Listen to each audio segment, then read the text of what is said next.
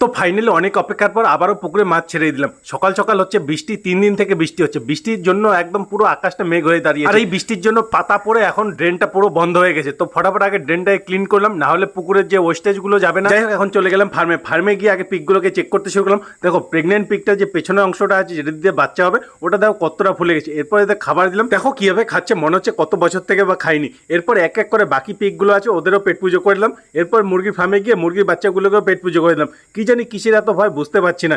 যাই হোক, ফার্মের কাজ শেষ, আর তারপরে আবার শুরু হয়ে গেল বৃষ্টি। বৃষ্টি তো থামার নামই নিচ্ছে না, মুষলধারে বৃষ্টি হচ্ছে। এই বৃষ্টির জন্য বাড়ির থেকে বেরোতে পারছি না। তো বসে বসে বৃষ্টিটা এনজয় করতে শুরু করলাম। তার মধ্যে একটা ভাস্তা চলে এসে দুধ দেওয়ার জন্য, তো বোতলগুলো রেখে পুরোনো বোতলগুলো দিয়ে দিলাম। আর কতক্ষণ আর বাড়িতে বসে থাকি, ছাতা নিয়ে বেরিয়ে পড়লাম বৃষ্টির মধ্যে। কাল রাতে এতটা বৃষ্টি হয়েছে, দেখো চারিদিকে জলে থই থই করছে, একদম চারিদিক জমিগুলো জল দিয়ে ভর্তি হয়ে গেছে। আর দেখো পরিবেশটা কতটা সুন্দর লাগছে। আর এটাই হলো আমাদের গ্রামের পরিবেশ, কতটা অসাধারণ, তাই না? এরপর বাড়ি এসে ফটাফট স্নান করে এখন ভাতের থালা রেডি করে এখন ফটাফট আগে পেটটা পুজো করে নিলাম। এর মধ্যেই দেখি বৃষ্টিও কমে গেছে। আর এই বৃষ্টির জন্য দেখো গাছ থেকে একটা নারকেল পড়েছে। এখন নারকেলটা তুলে নিয়ে চেক করতে শুরু করলাম, মনে হচ্ছে নারকেলের মধ্যে কোনো জল নেই, মনে হচ্ছে নষ্ট হয়ে গেছে।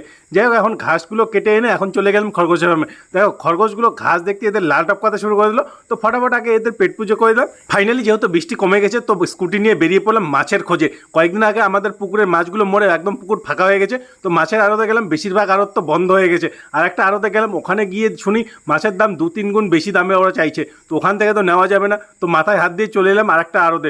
ওখানে গিয়ে মাছগুলো চেক করতে শুরু করলাম। দেখো এখানে রুই মাছের সব বন্যা লেগে গেছে, লাল লাল রুই মাছ, কত বড় হবে ভাবছো? সত্যি নিজের চোখে যখন দেখলাম কতটা সুন্দর লাগছিল, ক্যামেরায় অতটা ধরা পড়ে না। আর এদিকে একজন মাছকে খাবার দিচ্ছে। তো আমিও যে মাছটা খোঁজ করতে গেছিলাম, এই মাছটা মোটামুটি 20-25 টাকা পার পিস। আমার পুকুরে মাছ মরে অনেক মাছ নষ্ট হয়ে গেছে, তো ওই জন্য ভাবলাম বেশি মাছ ছেড়ে তো লাভ নেই। তো মাত্র কয়েকটা মাছ বেছে নিয়ে এসে এখন পুকুরে ছেড়ে দিলাম। এরপর জোরে জোরে জলের ঢেউ দিয়ে মাছগুলোকে পুকুরের মাঝখানে পাঠিয়ে দিলাম। ভিডিও তোমাদের কেমন লাগলো কমেন্ট করে অবশ্যই জানাবে।